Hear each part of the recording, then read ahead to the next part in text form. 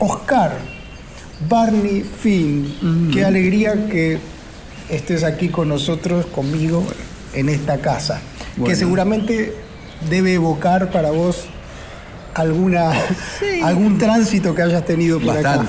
Bastante. Por ejemplo, en el 75 filmé toda una secuencia de mi primera película acá, en el patio en el primer patio. En uno de los claustros de... ¿Y por qué tuviste que recalar en esta Porque me preciosa habían quedado locación? secuencias que no podía. Como siempre, una filmación exige mucho, y sobre todo cuando uno va fuera de su lugar habitual. Entonces, vivir todo un equipo en Salta, capital, en un hotel como el Victoria Plaza, sí, que no de aquel entonces.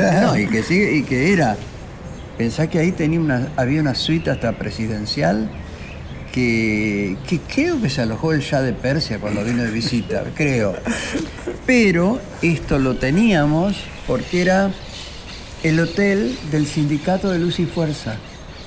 Entonces, con una gestión acá, logramos que nos hicieran un precio para todo el equipo. Para poder completar la filmación de cuál la primera, porque 75 vos sos muy joven. Tiene que ser de la primera. La balada del regreso, que por ahí se puede ver, ¿no? Sí, claro, está. Bueno, vamos a caminar un poquito y ahora continuamos nuestra Lo que pasa charla. es que también La balada del regreso es una película que yo quiero mucho. ¿Por qué?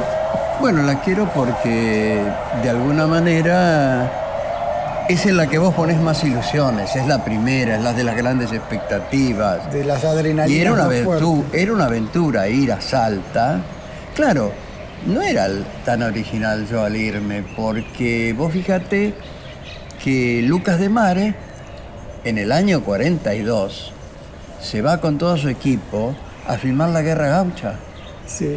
Y irse a otro lado, ¿no hay algo ahí del éxodo funcionando como algo liberador de poder ir claro, porque de poder ir a decir algo de lo tuyo a un lugar donde tu voz cuando pueda... sos joven y comenzás algo, querés ser nuevo, querés renovar todo, innovar, crees que lo tuyo es lo mejor y lo primero. Y lo único. Y no es así. Después la vida se encarga de desilusionarte, de decirte que no, que tenía otras cosas buenas, pero que no era tanto como vos crees. Entonces, yo una vez en las previas a la filmación me encontré en Salta con Lucas y Ulises Petit de Murat, que estaban de pisita y haciendo una charla. Claro, ellos habían filmado en la quebrada de Escoipe, bastante alejado. Y todavía había un hotel en una de las esquinas de la plaza que se llama el Hotel Argentino. Y ahí me contaron que paraba Muño. Mirá, de manera que vos te hiciste de alguna manera parte de una tradición con cierta providencialidad. Lo que pasa es que yo sí fui siempre un amante del cine. Yo fui un hombre de cineclubes, de formación cinematográfica, al menos partiendo de un cholulismo, porque el cholulismo existe y no hay que... No, y en esos años el cine tenía una intensidad, ejercía como una fascinación. Bueno, de chico. Muy distinta, y además de niño, claro. Todo eso que se dice del cine, del apasionamiento de esa sala oscura. A ver, yo me acuerdo que me fascinaba en las fiestas de cumpleaños ver esas camaritas Pathé Baby, que se llamaban, chiquititas, para ver películas sobre Chaplin, dibujos animados, todas esas cosas que animaban las fiestas. Los proyectores dentro. Fíjate que no había magos, no había no. Entretenedores de cumpleaños. Había cumpleaños que se armaban de una determinada manera. Y recuerdo eso como principio, pero luego la fascinación de ir a una sala oscura y descubrir el cine. Sí. ¿Y cuál fue la primera película que te llenó los ojos? Mira, no va a ser muy relevante. O los oídos, porque vos sos un director escribidor también, ¿no? Un poquito de todo. Ahora pero vos sabés que no es una gran película de culto que yo te diga, mirá, mi recuerdo es El ciudadano de Orson Welles. La pasión de Juana de Arco. No, era más simple, era un club de barrio Era un cine que había los domingos con unas sillas rojas afelpadas que habían llegado ahí desde otro lugar que las habían quitado. Y este club que se llama 12 de septiembre, en un barrio que es Villa Argüello, que era un lugar muy lindo en La Plata. Para el lado de La Plata, claro. En La Plata. Yo vi Escuela de Sirenas. Una comedia musical bueno. con Esther Williams, en donde ella bailaba y cantaba y nadaba. Bueno, pero todo eso dice mucho, desde la felpa roja de la butaca, la comedia musical. A mí ya me está sonando algo de la ópera o del Teatro Colón que bueno, no sé. Después te voy a preguntar. Bueno, eso no sé. Sí, después corre por mi cuenta. Te puedo contar cosas muy lindas de cómo uno accede a la ópera, ¿no? Seguro. No me olvido nunca porque estaba en La Plata y tenía un dolor de garganta que no podía estar más en el teatro argentino. Pero eso es otra historia, así que después te cuento. Bueno, tenemos mucho para hablar. Me interesa también mucho que tratar de entender cómo en tu proceso creativo, en tu historia de realización, digamos, ¿no? concreta, has articulado la artesanía del lenguaje de la palabra con las recámaras teatrales y los escenarios cinematográficos. ¿Cómo eso se ha dado en este momento de nuestra cultura y de nuestras artes y de nuestras artes totalizadoras, ¿no es cierto? Donde esa relación de la palabra y el espacio, no sé, está por lo menos en cuestión. Más cuestionado, digamos. Bueno. Y de pronto, todo eso que nos lleva a pensar en una cierta formación, preparación, enciclopedismo, si querés, de las cosas, hoy no es tenido en cuenta. Entonces ahí es donde empieza lo... Ahora vamos a charlar.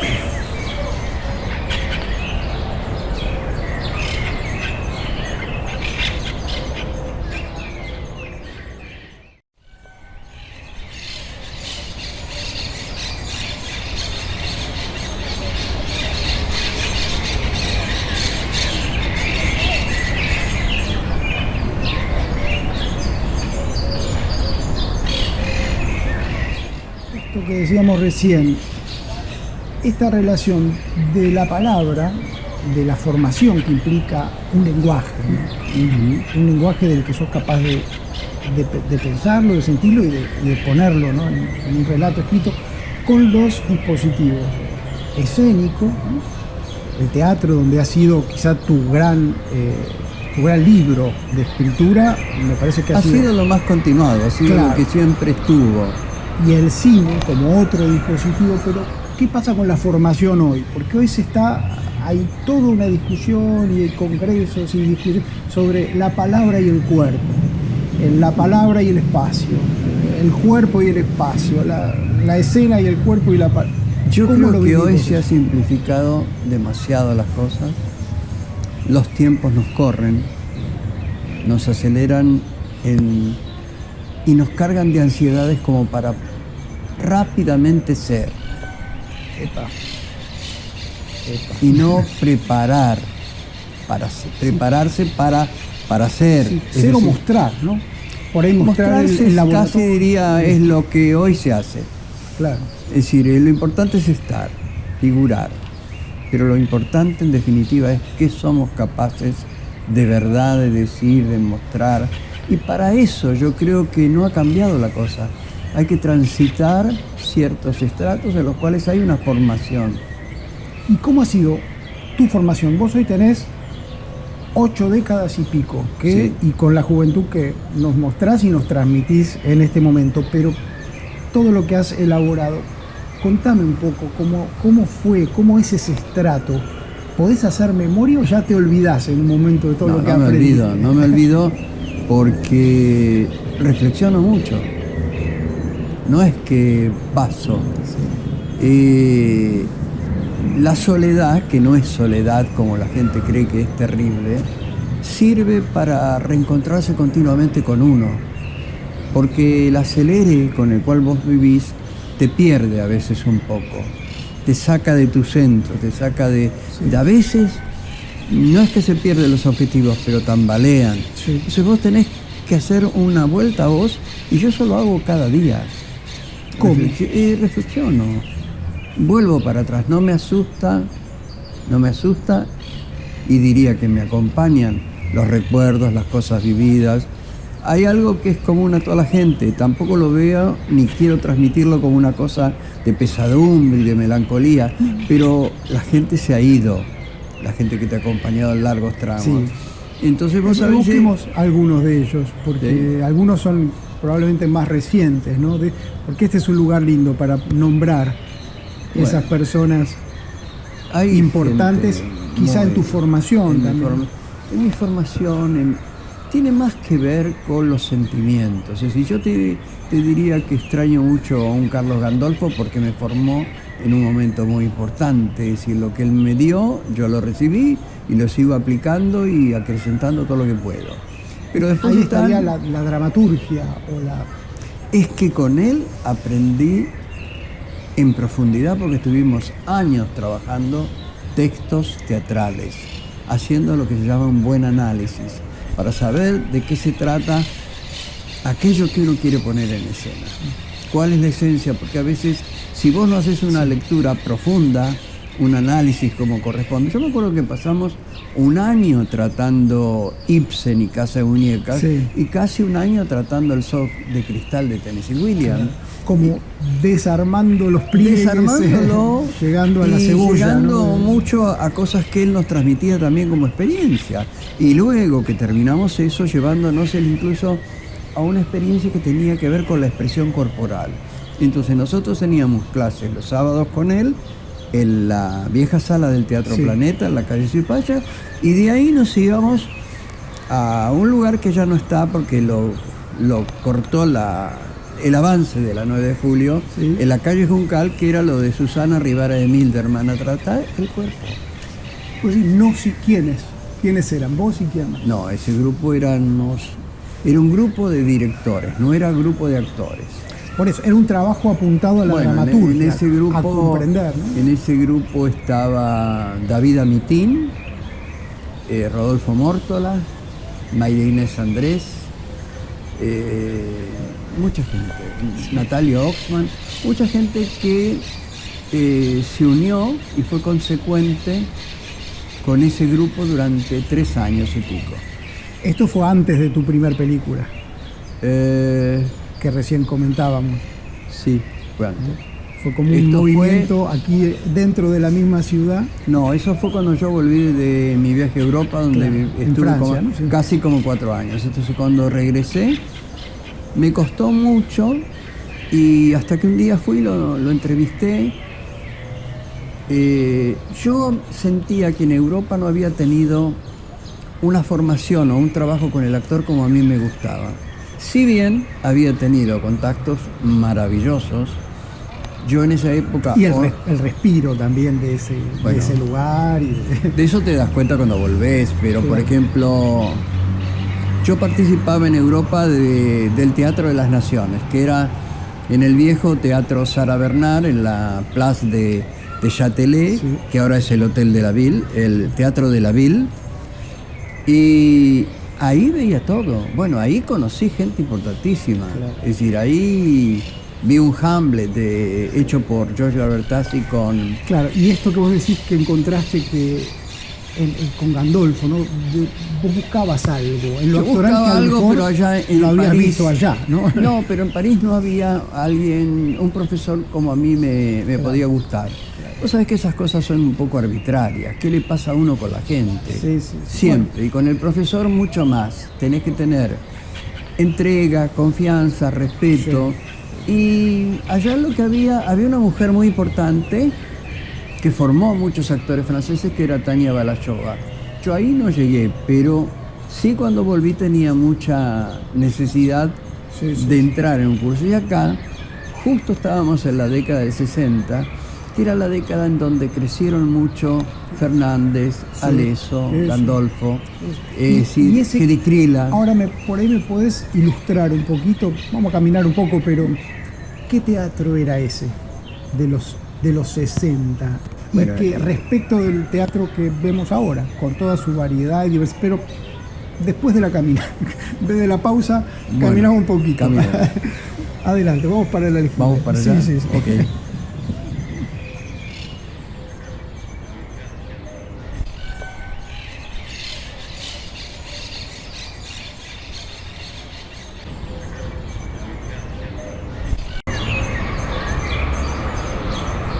Entonces, Oscar, esos años, ¿no? Sí. Donde vos tuviste, o quizá te encontraste con una especie de primer maestro, ¿no? Importante. Sí, pero él lo encuentro después. Primero me encontré con las obras, con el teatro. Acá. Y casi al irme, porque yo comienzo mi viaje o preparo mi viaje y me voy en el 62. Pero toda la década del 60 fue un cambio muy importante acá, con todo, porque también en el 60 se da algo que yo viví de cerca, que fue ese nuevo cine argentino que surgió. Acá hay algo que está generando todo esto, que no se puede obviar, que es lo que en Francia se llamó la Nouvelle Vague. Sí. Esa Nouvelle Vague... Previa al Mayo. Bueno, que está ahí, sí. Te diría que toda mi estadía en París, que fue larga, no rozó esos años. Y cuando yo después volví y estaba de por medio el mayo 68, el cambio fue muy grande, pero fue un cambio incluso cultural importante. Encontraste otra Me encontré con otro París, otro medio, pero antes de irme, a mí acá el cine del cual estuvimos hablando, me ayudó también a conocer otros lugares, antes de conocer los lugares. Es decir, yo podía después estar conociendo ciudades y me acordaba de películas con las cuales yo viajé antes.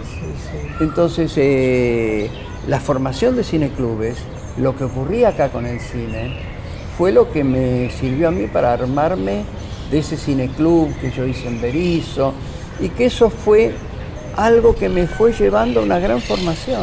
Porque yo estudiaba la obra de directores. Pero por el cine. Es interesante que primero es el cine. Porque hasta ese entonces, toda la cultura argentina, desde tiempos bastante remotos, era muy con el oído puesto en Francia, muchísimo. Pero a través de los libros. Bueno, eso te lo dice Victorio Campo. Claro. Es decir, cómo se ambicionaba.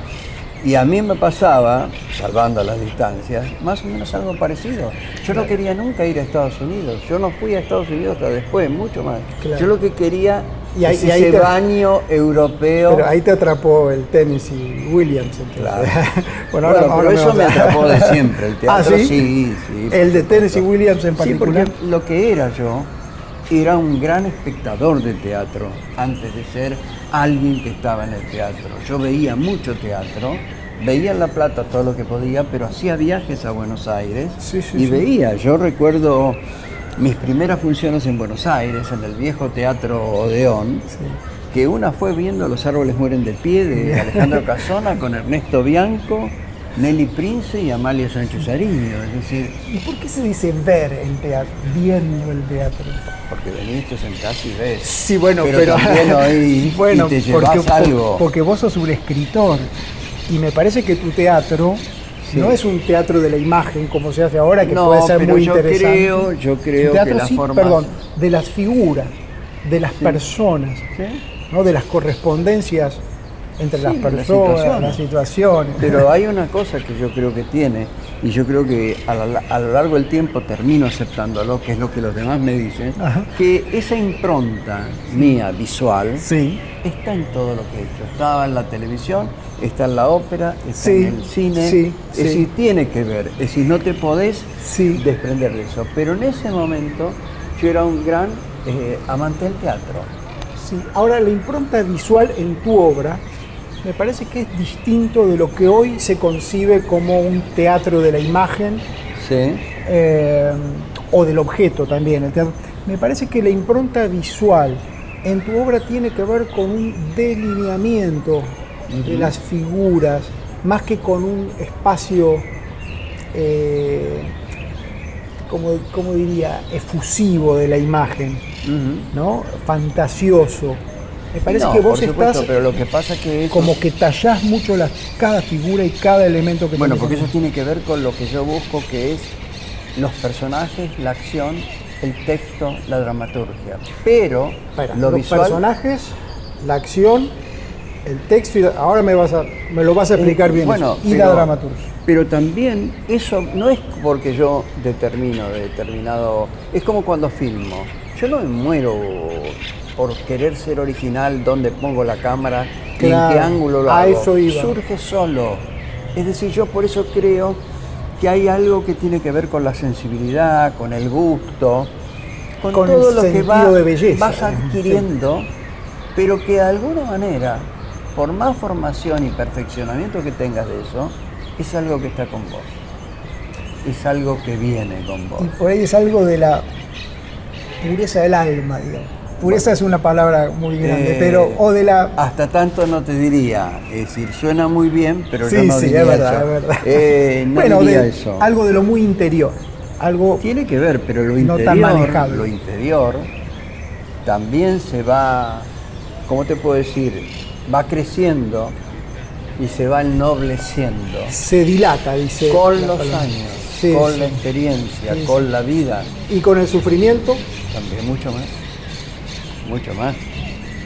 Es decir, la gente, por lo general, no se habla de lo que significa a veces lograr cosas. Se habla del éxito, de los premios, de los aplausos, del apoyo que te da la gente, pero nunca se habla de aquellas cosas que se callan, que son fracasos y que han pesado y que son obras que nunca fueron realizadas y que sí, están inconclusas y que seguirán inconclusas internamente para vos. Es decir, no es que se olvida. Entonces, son cargas, son cosas que se tienen. Sí, pero no se te ve a vos con tu, digamos, joviales 84 años, cargado de ninguna pesadumbre. No, porque ninguna pesadumbre. Sé dejarlas de lado para seguir apostando al futuro. Ahí está. Es decir, hoy mismo, no tenés todas las puertas abiertas. Vos creíste en algún momento que si vos eras una persona que lograba, ¿cómo te puedo decir? Un camino, y en ese camino lograbas progresar, crecer, madurar, ibas a tener luego, a esta edad que tengo, puertas abiertas y facilidades y te ibas a dar todos los gustos. Mentira. No es así, porque el mundo fue cambiando, sí, porque las circunstancias cambian. Circunstancias sociales, políticas, económicas. ¿Acaso por eso mismo es que vos tenés tanta esperanza a tu edad? Porque no estás acomodado en esas comodidades que justamente de alguna manera denunciaba. Porque es como una garantía, de poder seguir mirando la novedad. No espero que ninguna gran puerta se abra. Yo me fabrico mi espacio. ¿A eso? Yo fabrico la posibilidad que tengo real. Y a mí no me achica, la ópera. Cuando me llama Juventus, el teatro Avenida para mí era sensacional. Siempre, ¿no? Porque bueno, uno de los trabajos que yo más disfruté en la ópera y en Juventus fue una cosa de cámara, que era la Medium de Menotti. Claro. Ahí es un trabajo que yo sentí que lo manejaba muy bien. No llegué a hacer algunas, este país te lleva y te trae, te tironea, porque a veces hay cosas que no dependen de vos, sino que dependen de las circunstancias históricas, políticas, económicas. Entonces, cuando Sanguinetti me llama para hacer algo en Colón, eso no se pudo concretar. Te diría que pudo haber sido, no fue, tampoco es todo, pero era una experiencia importante. Y la obra sí, me asustó un poco en aquel entonces. Parsifal. Bueno, pero por eso ahí tenías una obra pero de arte. Ahí quizás yo, si la tenía que asumir, tenía que hacer una preparación que no había hecho con otras óperas. Es decir, que no era lo mismo que hacer Puccini, que hacer Verdi, era otra cosa. Sí. Ni siquiera Mozart, digamos, cuando yo encaré Las bodas de Figaro. Ahora, me llama, a mí me sorprende como una persona sola, como con todas las limitaciones que el ser humano tiene, ¿no? Es capaz de proyectar un proceso con tantas circunstancias casuales como sucede en una película, ¿no? Y tantos tiempos diferidos, y que al final de todo eso salga algo redondo. Bueno, yo también ¿Cómo es? te digo que me fui sorprendiendo, pero también me fui sorprendiendo y tomando cierta certeza sobre mí. Cuando tenía que encarar esos equipos, no es fácil estar sobre un escenario conjugando su tarea con la del director de orquesta, con los coros, por Dios. Qué difícil. Bueno, ¿En qué sentido? En lo sindical, porque mira. Yo, claro, como pensé soy que ibas a hablar de la actuación. Muy temperamental, y estaba en la platea, sí, y veía que no salía y tenía ayudante, me fui arriba al escenario y agarré y dije, haga tal cosa. Y vino un señor de escena y me dice, no sé, maestro, no haga eso. Dice, porque no se puede hacer. En La Plata, eso. En La Plata me ocurrió eso. Bueno, nada. Por eso te digo, circunstancias, así todo, evidentemente, probablemente en la escritura original de esa composición, o de ese texto dramático, o de ese guión cinematográfico, hay algo muy consistente que atraviesa todas esas circunstancias para que después resplandezca, digamos, un cierto sentido de unidad. Hay algo que tiene que ver con tu motor, con tu imagen generadora que te conduce del principio al final. Si no existe concepción, sí, si no existe una imagen motivadora de todo eso, una razón que te impulse, no llegás a término. Pero si vos la tenés, atravesás todo. Por eso te decía que mi sorpresa era, cuando llegaba a la televisión, yo manejé ese equipo y les impuse una forma. Cuando hice la ópera, de alguna manera lo mismo. Pero eso me pasaba también cuando enfrenté por primera vez una clase, un curso, sí, sí, en la Escuela de Cine de La Plata, que eran unos cursos en una facultad de ingeniería, unas aulas enormes, y habría cerca de 900 alumnos. Y yo dije, ¿cómo enfrento esto? Y bueno, sin embargo, lo pude hacer, sí, sí, y me fui dando cuenta y teniendo certezas que yo no creía. Decir, que me dio a mí, bueno... Te entiendo, ¿sabes? No sabes cómo, porque a mí me pasó lo mismo esta mañana cuando sabía que tenía que venir a hablar con vos. ¿Por qué? Y porque hay que enfrentar, y ahora siento que la cosa camina. Bueno, vamos a caminar un poquito para allá. Vamos. Y después la seguimos.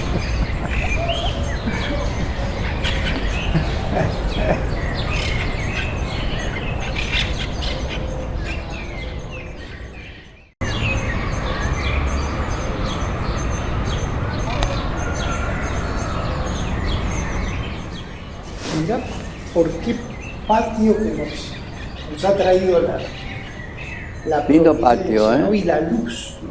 La luz me llama mucho la atención que siempre que te pregunto por la escritura, sí, que vos escribís tus guiones de cine, tu libreto teatral, sí, siempre me salís para cualquier lado, y siempre es que es la luz o la imagen, sí, la imagen generadora, la pantalla.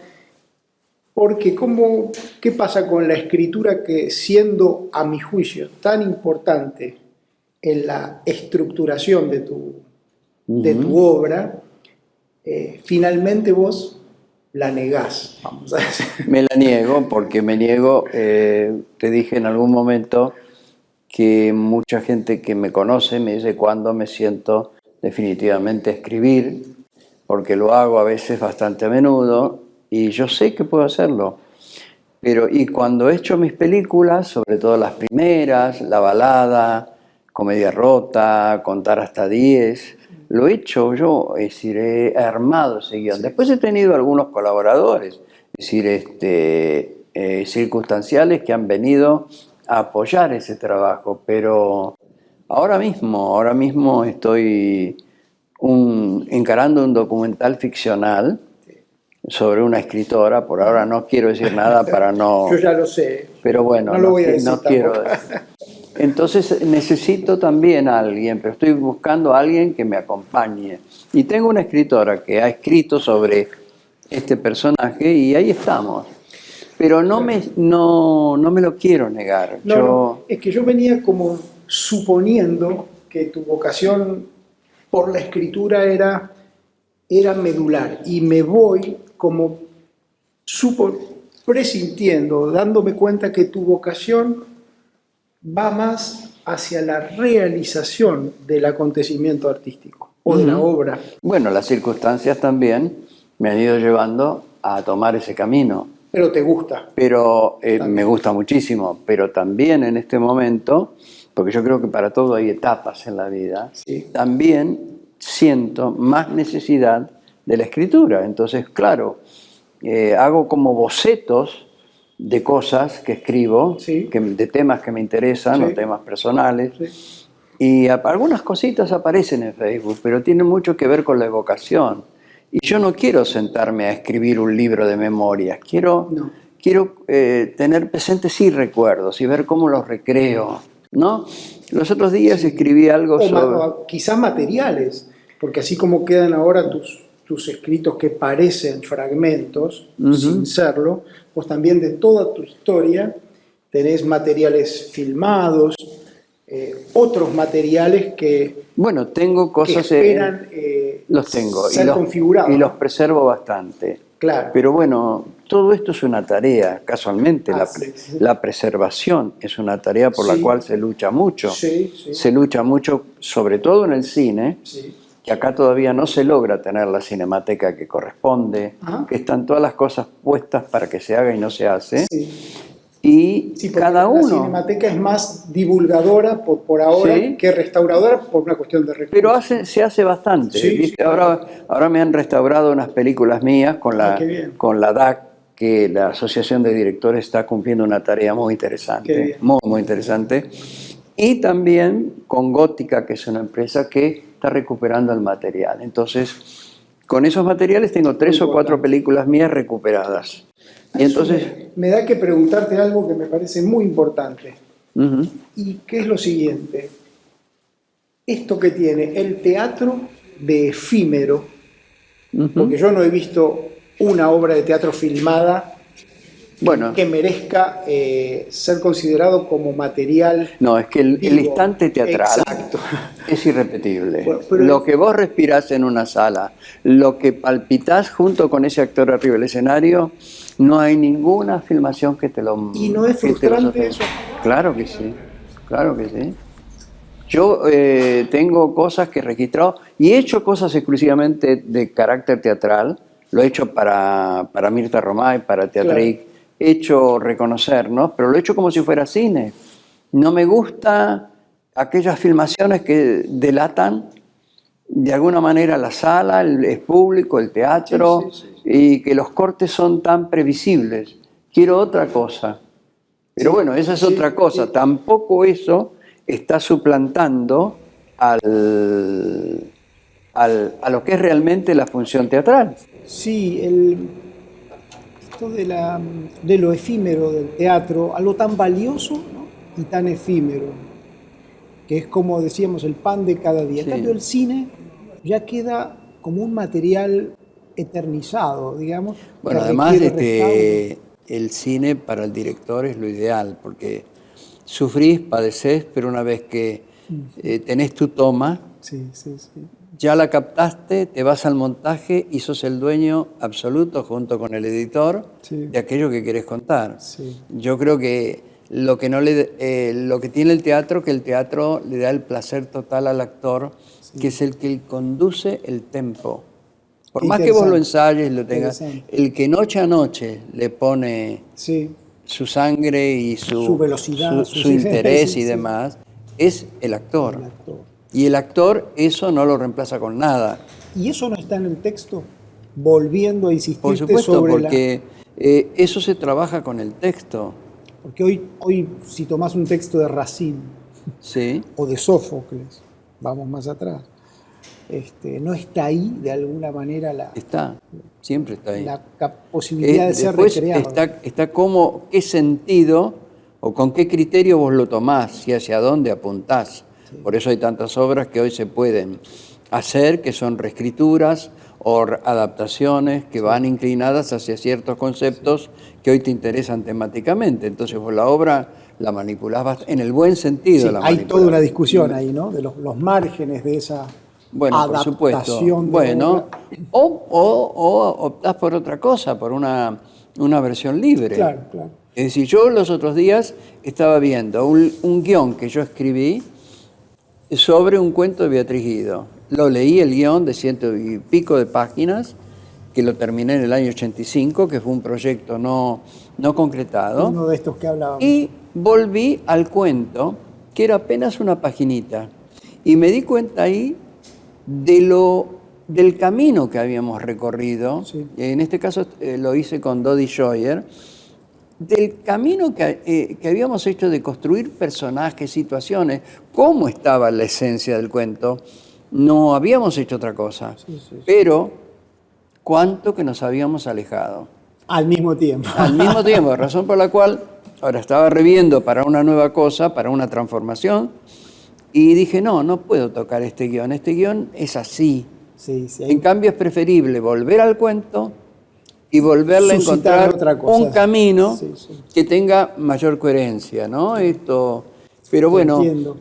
A mí me ha pasado también con otras adaptaciones, es decir, pero las adaptaciones que hice de Mujica Lainez también comenzaron siendo temerosas, porque claro, ante un escritor como Mujica Lainez, cuando nosotros lo fuimos a ver a Cruz Chica y a pedirle los derechos para Misterioso Buenos Aires, era una cosa. Cuando nos pusimos a trabajar con Ernesto Yo, cada uno de los directores, y yo en particular, era temerosa. Pero una vez que Manucho vino y leyó la primera adaptación, que era la nuestra, y dio lo que Dorado, ¿no? Ya nos sentimos... No fue el Salón Dorado. El primero que hicimos fue El espejo desordenado. Después, por 1000 inconvenientes, tuvimos que cambiar. Hicimos El libro y Las ropas del maestro. 2 cuentos muy chiquititos que nos permitieron trabajar con más libertad. Sí. Y el tercero, que fue el Salón Dorado, con una total libertad. Sí. Es decir, porque establecimos ya esa confianza. Otra época, otras cosas. ¿Qué estoy diciendo con esto?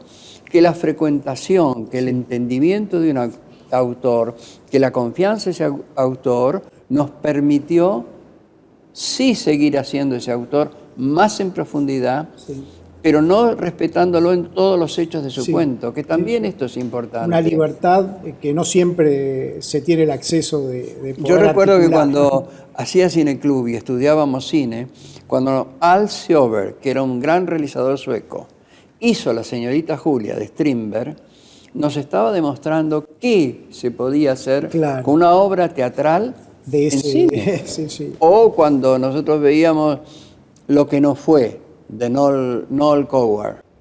Era una obra que también nos indicaba en aquellos tiempos, te estoy hablando de los años 50. Siempre, en tu caso, ida y vuelta, ¿no? Del teatro al cine, del cine al teatro. No es un cine, es inconcebible un cine sin teatro para vos, como lo hay.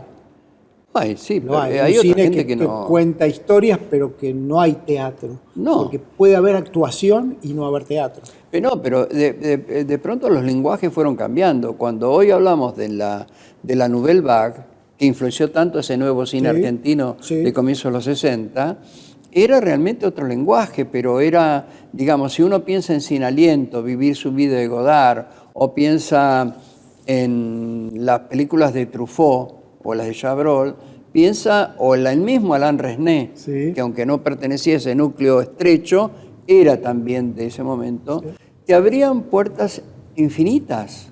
Y entonces, bueno, ya no era el mismo tipo de relato tradicional que vos podías ver en una vieja película de la época de oro del cine francés, por no ir al cine americano. Y retomando que hablábamos antes, ¿cómo articulaste esa experiencia en la Nouvelle Vague al aprendizaje con Gandolfo y ese teatro que se dio en Buenos Aires. Ahí tiene que ver todo aquello ese bagaje que me dio la Nouvelle Vague, los nuevos lenguajes, la frecuentación de la Cinemateca, y además ver a algunos personajes claves de mi experiencia europea, como pueden haber sido, y haberlos tratado, breve, pero tratado, que eran Zeffirelli, Peter Brooks, Antonioni.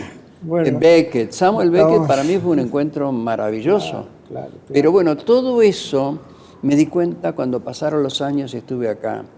Pero cuando estuve con Gandolfo aprendí más a profundizar y transitar el texto, a darle mayor valor, porque además éramos nosotros mismos los actores. Y transitar el texto. Sí, pero cuando te estoy diciendo transitar, claro, ustedes mismos es porque Gandolfo nos obligaba a ser nosotros mismos actores. Atravesarse ustedes mismos del texto. Para representar. Entonces yo cuando estuve ahí, manejado por la voz de Gandolfo en esas clases, que me condena a decir, bueno, sí o sí tenés que pasar y hacerlo. Lo que manejado por la voz, claro, como si fuera un títere, y que te condena a decir tu propio texto.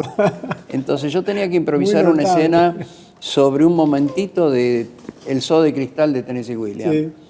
Claro, y yo no me quería escapar de eso, yo no quería, me gustaba dirigir, pero no pasar por eso. Me lo dejaste picando, porque yo lo que te quería pedir, que a lo mejor ya sea el final de este diálogo nuestro, es que me digas un texto. No sé si ese te lo acordás. No me voy a acordar. O que parafrasees, o un texto que para vos realmente sea significativo, ¿sí? Porque te quiero ver en escena, no en esta escena tan linda en la que se nos da a dialogar. No puedo, mira, porque no tengo en este momento ese tipo de memorización. Tengo buena memoria, pero no de textos. Tengo obras maravillosas que he hecho porque soy un enamorado de algunos dramaturgos que me han marcado mucho, como puede ser Tennessee Williams.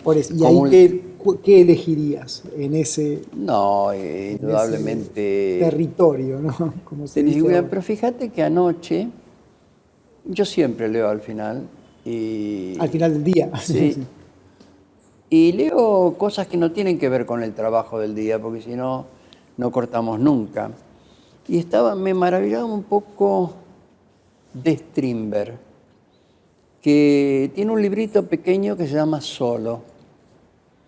Y Solo comienza hablando de un encuentro de amigos cuarentones, y lo que les significa esos encuentros, y lo que les significa el paso del tiempo, y lo que les significa los distintos caminos.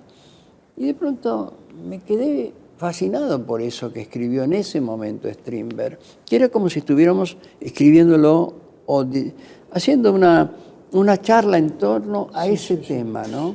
¿Y qué hacer con él y vos? ¿Qué hacer con el tiempo de uno? ¿Qué hacer? A mí me encantan, es decir, hay cosas Te entiendo, que he ido anotando, porque hasta me gustaría algún día armar un espectáculo con todas esas cosas que me gustan. Que no perdés la capacidad de ser vos espectador, ¿no? Porque es que vos ahora me podrías haber dicho un texto de tus obras y lo que te sale decir es algo que a vos te fascina o te interesa, ¿no? O te conmueve, pero que escribió, en este caso, Strindberg, que tuvo una vida terrible. Y además, fíjate que no es solamente a veces con lo que escribió. Yo me pongo a veces nada más que escuchar música o a hacer atención a alguna letra. Por ejemplo, últimamente, escucho muchísimo la evolución y las transformaciones que ha tenido un músico como Sting. Sting, sí. Me fascina. Sí. Cómo ha incorporado nuevos instrumentos, nuevas voces, ¿me entendés? Es decir, hay un encuentro en el Pantheon que es realmente fascinante. Bien. Y después te podés también quedar en pequeñas cosas, porque así como hay imágenes generadoras, hay sonidos generadores, hay melodías. Sí. Y te puedo nombrar una melodía muy común, muy simple, que es una vieja canción de Aznavour, que dice: L'amour c'est comme un jour, Vamos ça s'en va l'amour. L'amour. El amor es como un día.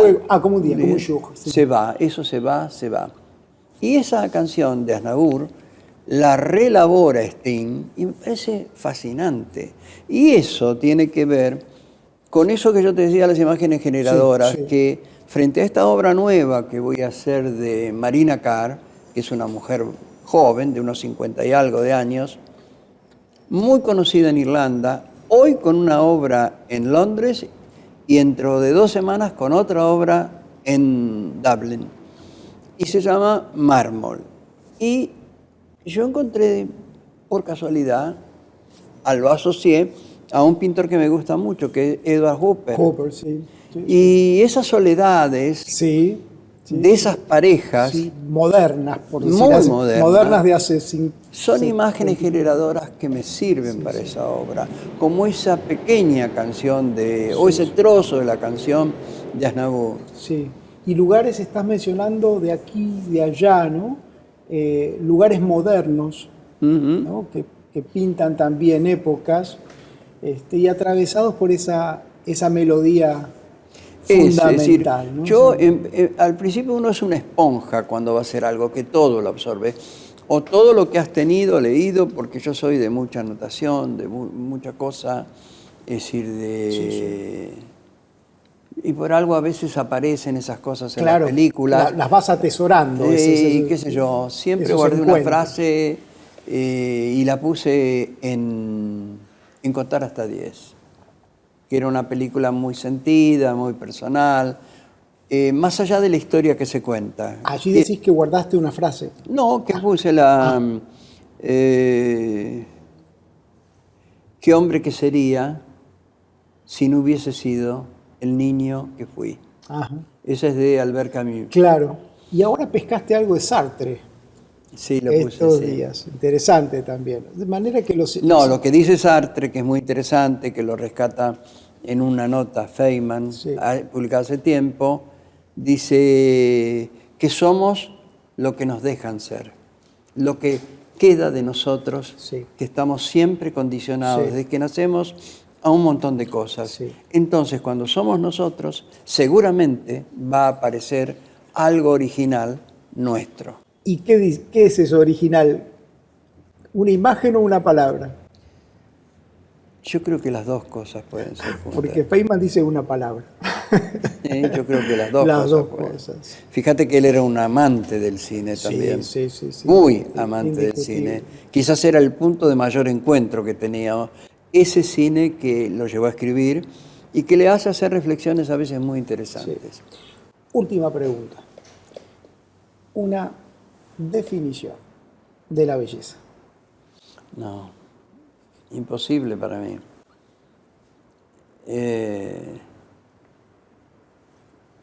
Es un estado. Es un estado interno que tenés, que no se va nunca, y que a veces aflora y a veces no. Pero es algo interno, que está en uno y se refleja hacia afuera. Amén. Gracias. No, gracias a vos.